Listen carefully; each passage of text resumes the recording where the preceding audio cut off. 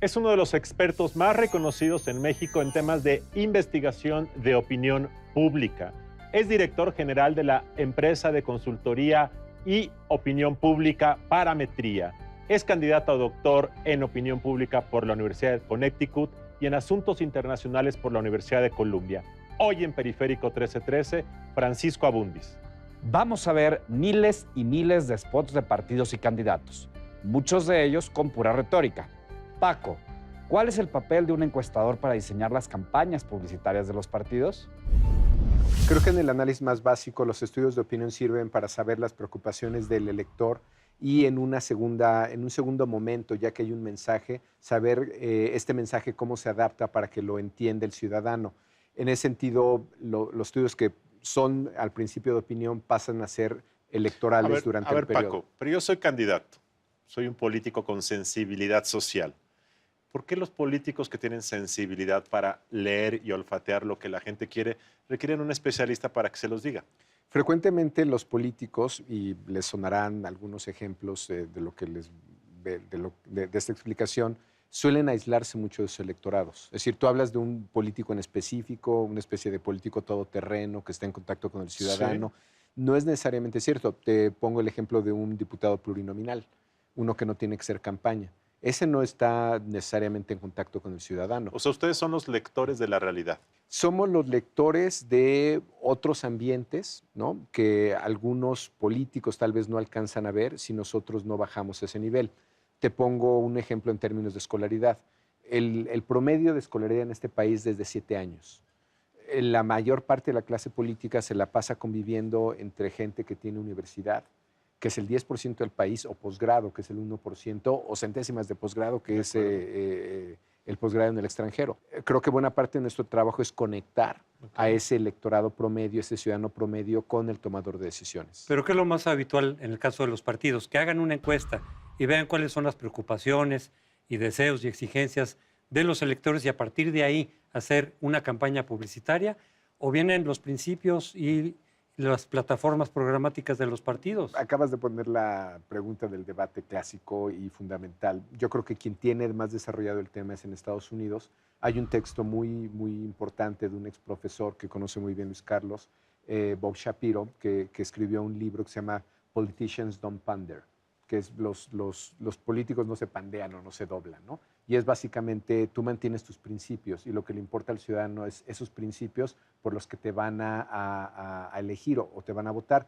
Y de ahí, pasa la explicación de cómo la opinión pública no necesariamente debe de cambiar tu principio, pero debes de navegarla o debes de adaptarte a ella, como lo decía Clinton en su momento, que él no era un político de opinión pública, él simplemente iba con las olas, ¿no? Ahora, lo que ocurre también es que algunos partidos y algunos políticos en México acaban haciendo plataformas de campaña con base en lo que le dicen los encuestadores a través de sus grupos de enfoque, de sus encuestas. Entonces sí te genera a políticos rehenes de los profesionistas.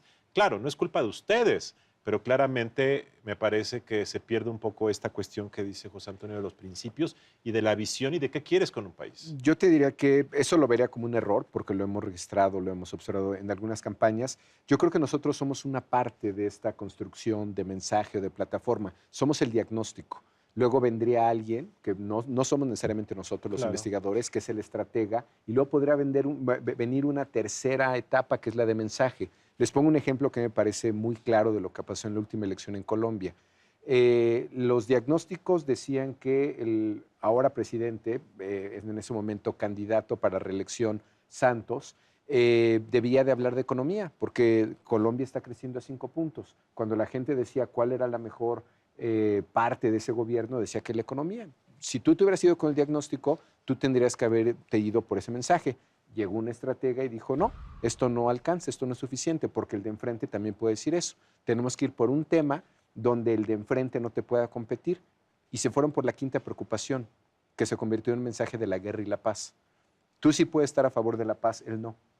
Y eso definió la elección. Perdió en la primera vuelta, pero esa fue una estrategia que estaba pensada para la segunda vuelta. Eso es estrategia. Claro. Entonces, uno tiene un diagnóstico, ese diagnóstico se tiene que convertir en estrategia y eventualmente en mensaje. Lo que acabas de decir es cierto, pero yo creo que sería para una campaña poco elaborada.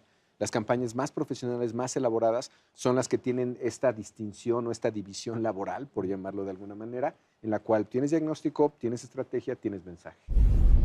Conocer a profundidad al electorado es clave en una campaña electoral. Para ello se realizan encuestas o sondeos de opinión. Entre los temas que se investigan está la opinión que tengan sobre los candidatos, por cuál partido han votado, por cuál votarían en las próximas elecciones y por cuál nunca votarían. También se pregunta sobre los principales problemas que afectan a sus comunidades y la opinión que tengan de los gobernantes actuales. A través de encuestas podemos conocer las fortalezas y debilidades de los candidatos y de los funcionarios ya en el cargo, así como también de sus contrincantes. Paco, las encuestas se han convertido en elementos publicitarios. ¿Por qué debemos de creerle a una encuesta publicada? Sí, creo que recientemente las encuestas se están empezando a utilizar como publicidad. Algunos creemos que es un error porque en realidad eso no cambia al elector. El elector no hay evidencia ni académica ni práctica de que el elector, uno, conozca la información, esta le provoque un cambio en su preferencia electoral y tercero, esta sea en el mismo sentido. Es decir, eso en términos de probabilidades P por P por P, es decir, es mínima la posibilidad de que esto influya. Lo que es cierto es que hay la percepción de que nuestras mediciones influyen mucho en el elector. Hay una dimensión donde sí podemos atestiguar que influyen, que es en el financiamiento de campañas, ¿no? Es decir, en principio no debería de haber dinero más allá del registrado en una campaña. Lo que es cierto es que algunos de los que están a favor o en contra de un candidato deciden poner sus recursos en un lado o en otro en función de las mediciones. Hay una cosa anterior, Paco, que se ha discutido, que es la idea de que las encuestas están cuchareadas, ¿no? Y esto se dio mucho en 2012. Esa es la pregunta que muchos se hacen. ¿Les creemos? ¿No serán parte de las estrategias de los partidos? Yo creo que, para fortuna, y algo se debe de apreciar de la nueva legislación electoral del INE, es que hoy día para publicar necesitas poner no solamente el responsable de la publicación, quién la pagó y literalmente cheque de por medio.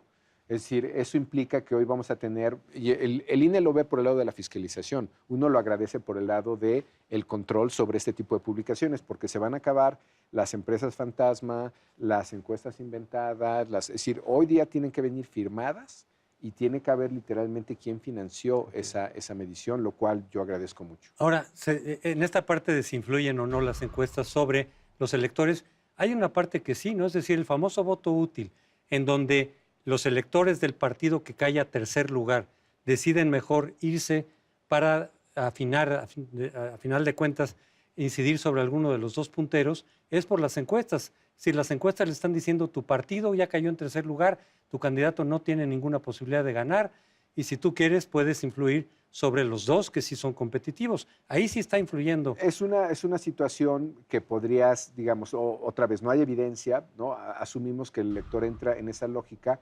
pero lo que sí tenemos medido es que menos de una cuarta parte del electorado, por ejemplo, se entera de cuáles son los números. Luego, de esa cuarta parte, menos de la mitad sabe primero cuáles son las posiciones y luego cuáles son las distancias.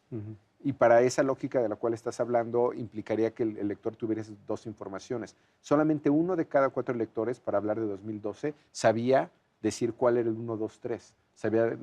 Podía reconocer Peña Nieto, López Obrador y Josefina para finales de mayo como las posiciones. De cara a la renovación de la Cámara de Diputados, el Partido Revolucionario Institucional pasó del 35 al 30%. El PAN subió 4 puntos porcentuales, pasó de 23 a 27% de la intención de voto. El PRD es el partido que ha sufrido una mayor caída, 7 puntos porcentuales. El Partido Verde, por su parte, duplicó su intención de voto al pasar del 5% al 10%. Morena está entre el 7 y el 9% de las preferencias electorales. Los otros 5 partidos alcanzan apenas el 2% de la intención de voto. Paco, ¿qué tanto influyen las encuestas de aprobación de los funcionarios en las preferencias electorales? Prácticamente en buena parte del mundo la aprobación presidencial acaba impactando la preferencia electoral. No solamente lo hemos visto de manera práctica, sino está teorizado y hay buena parte de literatura al respecto. Lo que no sabemos en México hoy es, uno, cuánto va a influir la aprobación presidencial en esta elección, y dos, que es una pregunta pues fáctica más allá de lo académico, es por qué no baja más la aprobación presidencial en este país. Hay tres posibles explicaciones. Una me remitiría a estudios recientes, que somos todo un estudio de caso, de por qué en principio dicen los distintos indicadores que somos tan felices, ¿no? O sea, en la correlación ingreso, nivel de felicidad, somos un dato fuera de rango. Es decir, decimos ser más felices. Parece que tenemos un problema con clasificación escalas, una posible explicación. Dos, estos problemas de inseguridad y percepción tampoco son generalizados en el país. Si ustedes vivieran en Querétaro, San Luis, Baja California Sur antes del huracán, Yucatán, Quintana Roo, son economías que están creciendo a 5 puntos. O sea, la gente que no ve Periférico 1313 se la pasa mejor en la vida De que los que pronto, estamos obsesionados con los asuntos públicos. algunos, por lo menos algunas economías locales. Y la tercera, que me parece que es la más evidente, la identidad partidista o identificación partidista, es decir, aquellos que se llaman panistas, perredistas, priistas, el PRI tiene la más alta. Y digo, no deja de ser un dato que me sorprende, me impresiona. 1 de cada 4 mexicanos hoy día en este país se dice priista. Es el famoso voto duro. Es el voto duro que no solamente está compuesto de lo que piensan del presidente, está compuesto de lo que piensa la gente de Pepe Calzada en Querétaro, de Carlos Lozano en Aguascalientes. De toda la estructura partidista. Así es. Ahora, en esta elección, el fenómeno que ha destacado en términos de publicidad es el Partido Verde, que sabemos que ha utilizado mucho las encuestas para diseñar su publicidad. Aquí la cosa sería, las encuestas de opinión han explorado o podrían explorar cuál es el perfil de este votante verde. Y si saben que votar por el Partido Verde implicaría ayudarle indirectamente al PRI porque van en coalición, ¿cambiarían los números? Es probable que si hubiera un mensaje consistente que hiciera esta asociación, cambiara la lógica del elector. Hoy por hoy el Verde se mueve en una pista electoral distinta, se concibe como un partido independiente y yendo al tema de cuánto ayuda la investigación para lo que está haciendo el Verde, ayuda mucho, pero ayuda más su estrategia. Es decir, porque las necesidades las pueden medir todos los partidos, pero no todos tienen el mismo mensaje, no todos hablan de los temas que están hablando ellos hoy, no todos tienen la disciplina que tienen ellos. Digo, yo hablo no en términos normativos, sino simplemente en niveles de eficacia de su Paco, campaña. leyendo las encuestas de tu empresa Parametría, veo 3 grandes noticias de la elección de este año. 1, el crecimiento del Verde. 2, el crecimiento de Morena. Y 3, la probable descenso del PRD. ¿Es 2015 un predictor de 2018? No necesariamente, porque de las fuerzas que acabas de hablar, por ejemplo, una de ellas no podría ir en alianza para unir toda la izquierda. De hecho, vamos a una izquierda muy fragmentada. Esta alianza entre PRI y Verde se da con candidaturas de unidad, pero no se da como una alianza de facto. No necesariamente. Yo creo que nos puede dar alguna idea de qué partidos se van a fortalecer. Yo creo que nos puede dar una idea de cómo se está fraccionando el poder en este país. Yo creo que esta elección puede cambiarnos esa lógica donde ya hay 3 categorías: partidos grandes, partidos intermedios, partidos pequeños. Francisco Abundis, gracias por habernos acompañado Un gusto, al en contrario. esta ocasión. A ustedes les agradecemos haber estado con nosotros y los esperamos la próxima semana.